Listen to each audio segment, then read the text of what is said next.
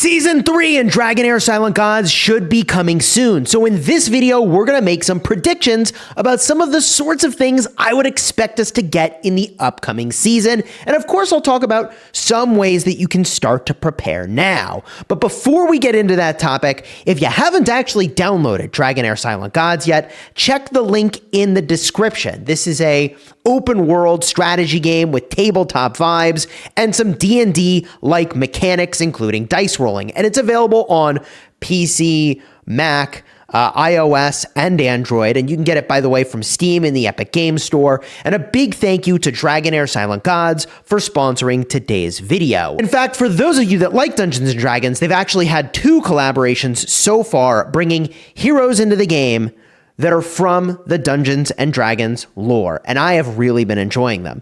Now, moving on to the main topic of this video, let's go over the 4 main things that we will most likely see in the upcoming season of Dragonheir Silent Gods. So far, what's been revealed is the season name and the theme. I'll throw up a picture on the screen, but a screenshot was revealed in the official Dragonheir Silent Gods Discord, showcasing the all-new Sea of the Dead, Season 3 of Dragonheir Silent Gods. Now, the theme looks like an opposite version of the bright mermaid theme from Season 2. Merfolk.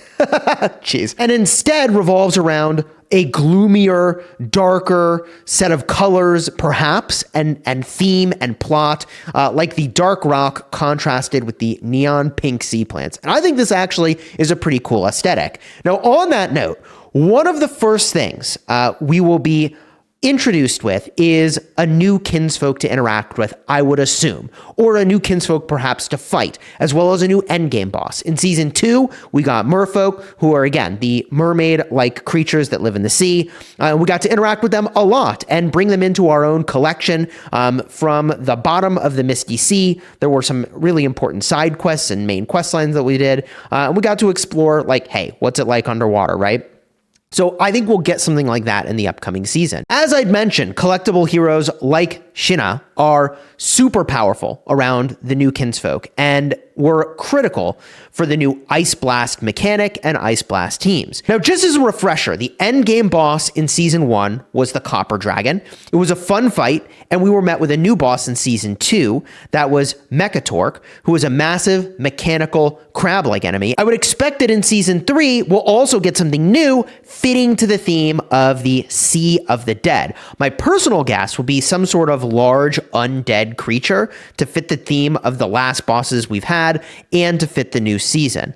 Now, on top of a new kinsfolk, we were introduced to the all-new quest line and area to explore. The Aether Karn had some pretty cool-looking points of interest, which were revealed to us on day 1 of the new season. There were a ton of new areas to explore, like the Increscenta, which was a main town for Aether Karn, and we got to interact with a bunch of Radiance legendary heroes, apart from the storyline like Filto and Mithracy.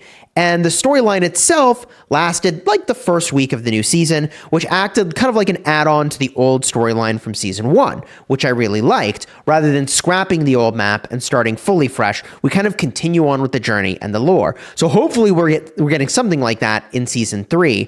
And by the way, we also got access to the new underwater section of the map called the Bottom of the Misty Sea, which, like I brought up earlier, had very important side quests and gave us access to the Dusky Tower. The Dusky Tower is the opposite of the Silvery Tower on the mainland and gave us a contrasting storyline following Mithracy and her evil counterpart, who we managed to defeat and then free Mithracy. Spoiler alert.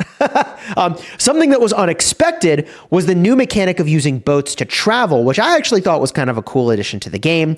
And it was a nice change of pace from riding around on your horse or walking around from the last season. Traveling around these different islands was definitely cool, and in Season 3, I would expect more of the map to sort of unfold. Maybe we'll be getting a new way to travel, although I don't know what would it be? We flying places now? I don't think so. In terms of the size of the new area, Aether Karn itself was about the size of one big new area, like Netheria or Sudden Adenthia or Tenebria. So we should be looking at an area, I would guess, like about that size on the first day of the new season launch. Now, in addition, we should be expecting a rotation of the affinities. So to cover that full rotation, in season 1, we had fire with poison, ice with necrosis, and radiance with lightning.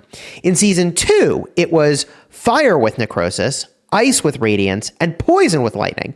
To complete the cycle in season 3, maybe we'll see something like fire with lightning, which honestly just sounds cool to say out loud, ice and poison, and radiance necrosis, which, like, I actually really like all of those pairings. The affinities changing every season keeps things fresh, and I think that is almost always going to drop in a new season, is a new series of affinities. And it's actually one of the better parts of Dragonheir, changing up the sort of pairings that you can look forward to and the synergies that you can ultimately build. For example, this season with the poison and lightning affinity, the infamous Zephy Ogok pairing was made really, really popular, chaining invincibility for your team essentially permanently if you timed it correctly, which is pretty OP. I don't know why I didn't talk about that maybe in another video, but next season there will definitely be some really interesting pairings and team compositions, and I can't wait to use them and bring those new pairs onto the field. Now, lastly, what's expected to come is, of course, going to be a new D&D collaboration.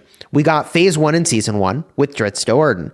We got Elminster Almer in Season 2, which in my opinion really stepped things up in terms of the power level of the hero that we were getting. And we should be looking at the third season, maybe mid-season, if they keep the timing the same. It would be great to get a new hero to collect. I like the iconic D&D characters coming into the game, and Drizzt had a really niche role within Frost teams. Elminster was shown to be a much more versatile pick for fire compositions, so hopefully they stick with that more versatile route, and maybe they'll have someone you can use with Dauntless or Thunderbolt units from the Lightning Affinity. I'm just making a prediction here, all right? Now, how do you best prepare for the new season? Just to briefly cover what we'll be getting at reset and after the season refresh. Your hero levels and artifacts are reset to level 1. Any gear you obtained, stamina you're holding, or EXP bottles and upgrade crystals will all be completely gone. The same goes for any consumables you have, like tonic potions or food you've cooked for buffs. Your essence of creation will be partially retained, where a percentage you've earned is kept. It's like 70% for your Helios summons, as well as rewards from last season, and about 10% from other sources like events. So make sure you spend everything down, climb as high as you can in the season rankings in the Clepsydra Trail, and those rankings are going to give you, obviously, a nice boost into the next season. Now, both Feymeander and Pillar of Trials is likely to be reset, so complete that before the season ends. These give some really important rewards like Master Scrolls, Heliolite Dice, Worm Arrow. I mean, I probably don't need to tell you that, but get these done if you've got the time.